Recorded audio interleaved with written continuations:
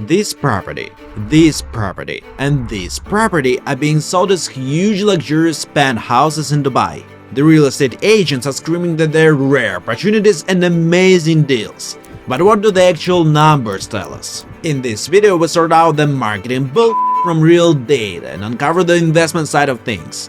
Are penthouses in Dubai really worth it? Starting with a big question: what is a penthouse? So the properties we just showed you have all been called penthouses. But when it comes to what a developer labels a penthouse, you can't believe everything you hear in Dubai. And I'm going to tell you how to find the real one. First, how big should the real penthouse be? Let's see what developers think. There are ultra-luxury penthouses that are massive, like Asora Bay. A penthouse there covers 48,000 square feet, and we'll talk more about that property later in the video. And then there are multi-level penthouses, like the Trident Grand Residence. That spans 3 floors and covers 8.5 thousand square feet. But some developers will use the term if the penthouse is just one big single-level residence, like El Primo in downtown, which offers only single-floor penthouse at 10,000 square feet. And then in other cases, a developer might put 2, 3, or even up to 4 penthouses on the same floor. An example with this is the case is Princess Tower, where multiple penthouses are placed side by side on the top floor. A 4-bedroom penthouse there is 3,000 square feet, and a 5-bedroom penthouse is 6,000 square feet. Finally, there is a very small penthouse, Signature Living. This unit is just 2 bedrooms. It's 2,000 square feet with a terrace, and 1,000 square feet without it. Second, what level should a penthouse be? We've gotten used to the idea that a penthouse should be on the top floor, and sometimes it is, like El Primo, and sometimes it isn't. Take the penthouse duplex residence in the Burj Khalifa. This one has 50 stories above it, and this building, Ava by Omniad, is really unusual. The developer claims there is a penthouse on every floor, which brings us to the third question: how many penthouses can there be in a building? Ava is about 23 floors, with just 17 units. Every unit is a full-floor residence with a swimming pool and a large amount of private space. So Omniad has labeled every unit a penthouse, even the units on the lowest floors. And this is Azizi Wassel, a new project on Dubai Islands. It's 15 stories but contains 10 penthouses. That's a very big number for one building. So as you can see, a penthouse in Dubai can mean many different things. But in our opinion, for a property to be a real penthouse, it must have these features. First, a top floor location, which leads to the best views in the building. Second is a custom layout. It shouldn't have a repeated floor plan from the lower levels. It should stand out with a unique spatial arrangement. Third is that it should be significantly bigger than a standard unit in the building. There should be enough space to create whatever room you wish: bedrooms, office, gym, library, or entertainment areas. And the fourth is low supply. A genuine penthouse should be rare. So if a 15-floor building is claiming to have 10 penthouses,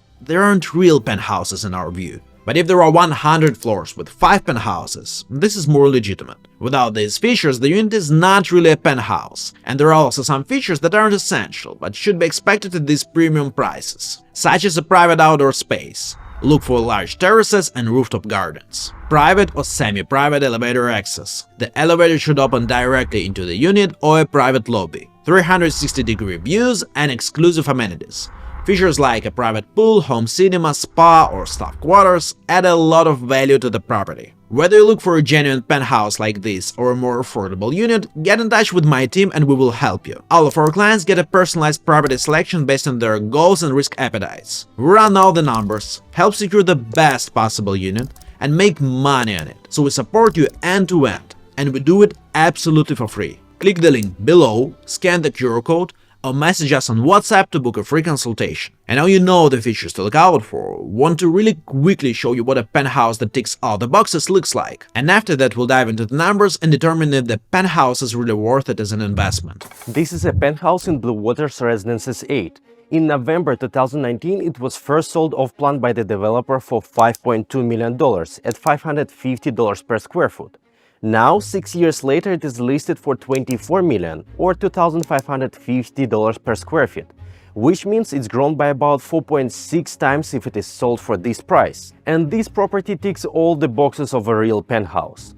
It's a 2-level penthouse right on the top floor with views of the Palm and the sea. It has a custom layout that was restructured by the owner. I'll show you a bit later. It is bigger than every other unit in the building, 9,350 square feet with 5 bedrooms, a home office, and a huge terrace. And it's also the only penthouse in the building. Plus, it has all of the amenities you would expect. The terrace is private and it has a 15-meter pool and jacuzzi. There's the chef's kitchen with a service elevator to the room, separate maid's room with a dedicated entrance and 4 parking spaces. The owner invested over 3 million euros into a complete transformation of the property. The master bedroom was doubled of the size, all the engineering systems were replaced, and a fully integrated smart home system was installed, including a large server room. All the terrace windows were upgraded to automated sliding glass panels that open via app control. Even the terraces and the private pool with jacuzzi were reassembled.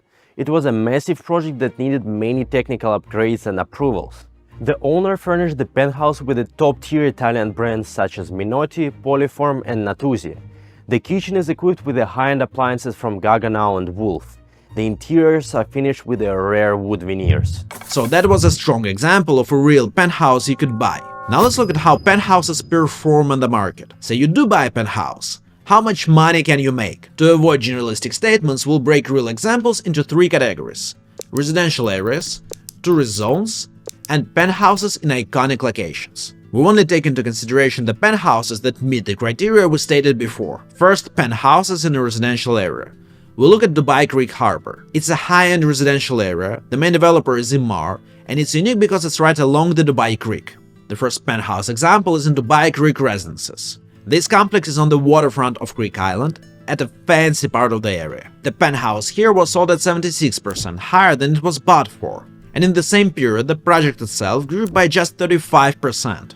And in the same area there was a penthouse in Cove Building 1 that outperformed the whole project too. Between 2018 and 2022, an average apartment in Cove grew by just 21%, but in the same period the penthouse grew by 58%. Next, we'll look at the tourist zones. JBR is probably the most touristic residential place in Dubai. For first-time visitors, it's the #1 choice. This is mainly because it's a beachfront neighborhood, so the residents have walking distance access to the public JBR beach. There is a long promenade and a full range of dining options, even Michelin starred. One of the penthouses here is in 5 Lux JBR Beach. The project is a 56-story hotel. The penthouse here was sold by the owner in just 1 year with a 33% markup, but from 2021 to 2025, the whole building grew by just 25%, so penthouse appreciation in 1 year is higher than a normal apartments in 4. Another touristic area worth checking out is Palm Jumeirah. Let's take a look at penthouses here in Shoreline Apartment Complex. It's on the first beach row, but it's quite old for Dubai, 18 years old. This is a penthouse in Al Halabi, one of the buildings in the complex. It was renovated, but in a very simple way. And then it was sold in just 1 year for 2.5 times higher price. And during the last 3 years, Al Halabi has grown by 65%, which is very good, but still 3 times slower than the penthouse's growth in 1 year. And this is not the only time the value growth has happened for penthouses in Shoreline apartments. Actually, an average penthouse in Shoreline grew by 166%, but a 1-bedroom apartment grew by just 67% since 2022. And the last example is in Sunrise Bay, in the Mar beachfront.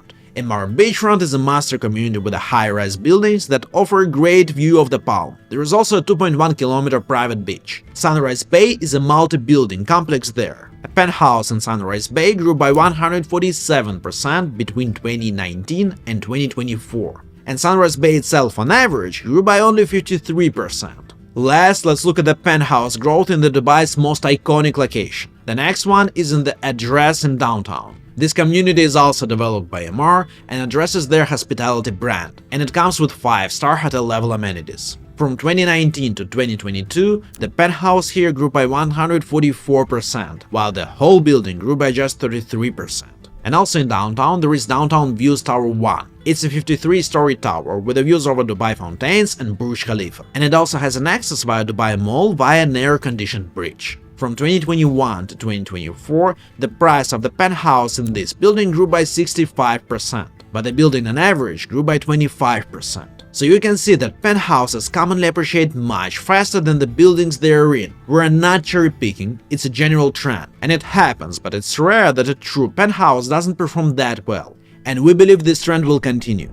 Dubai is welcoming more and more millionaires each year, and now it's in the top 20 wealthiest cities in the world. But all we talked about is capital appreciation. Our Penthouse is still best investment decision if we take into account the full picture. Next, we'll run an investment case and compare investing in several units with investing in a penthouse. Imagine it's 2022 and we have two choices. We could buy a single penthouse in the Shoreline complex on Palm Jumeirah, or we could invest the same amount and buy 3 one-bedroom apartments in the same complex. So let's see which of the two options would give us better returns by 2025. First, there is initial investment. The total cost of the penthouse, including DLD fees, is $1.3 million. The combined cost for 3 one-bedroom apartments, including DLD fees, is the same, $1.3 million.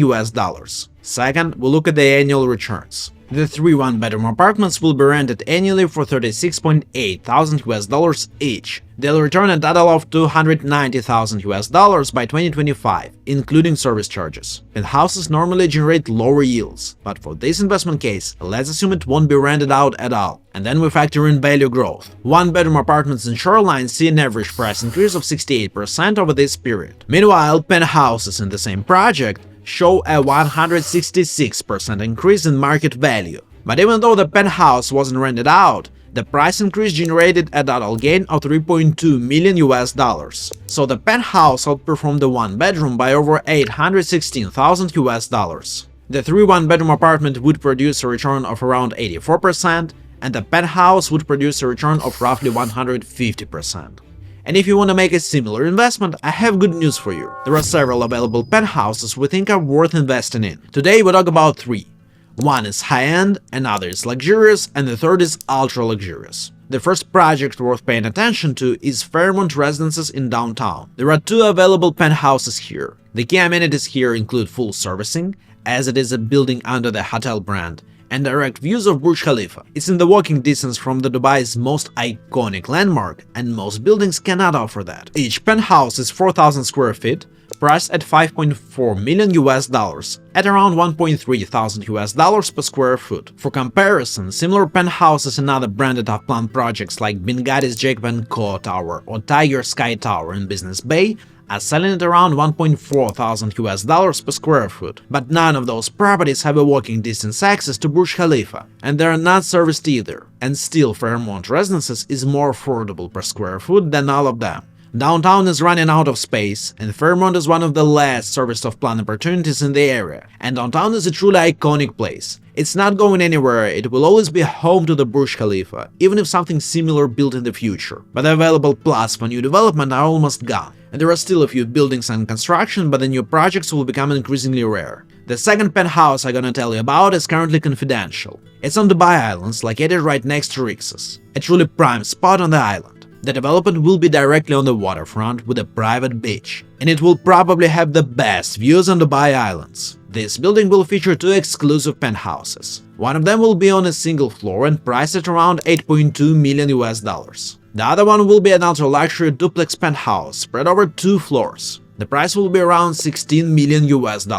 This duplex will have 5 bedrooms, a massive private pool, and a total area of around 12,000 square feet. With only 100 units in the complex, residents will have plenty of privacy and quite low-density environment. If you want to know more, drop us a message and we'll tell you all the details. And the third is one we mentioned earlier. This penthouse at Asora Bay by Miraz stands out because it's massive. 48,000 square feet. It's the first penthouse this huge on Dubai market. For reference, a 7-bedroom villa in Jumeirah Islands is 3 times smaller. It's right on the waterfront, but only 15 minutes away from the IFC and downtown. It's priced at $136 million. But when you break that down, it comes to $2,800 per square foot. We can compare it with other sales, like a penthouse at Kama Residences on the Palm, that was half the size, but sold for the same price. So it costs twice as much per square foot. And there are even crazier examples. The off-plan penthouse in Burj Azizi across the road from the IFC. It's $272 million for a 19,000 square feet, coming to around $14,000 per square foot. For that price, you could buy the entire Asora Bay penthouse and have some money left over to purchase a villa there too. What makes Asora Bay penthouse even more unique is its size. It's possible that nothing like that will ever be available again. When something is truly one of a kind, it's often bought by the end user, even at the off-plan stage. For example, in places like the Royal Atlantis, The penthouse was sold before the construction and has never been listed again. It's all about penthouses, but if you want to learn more about investing in Dubai real estate, check out this video.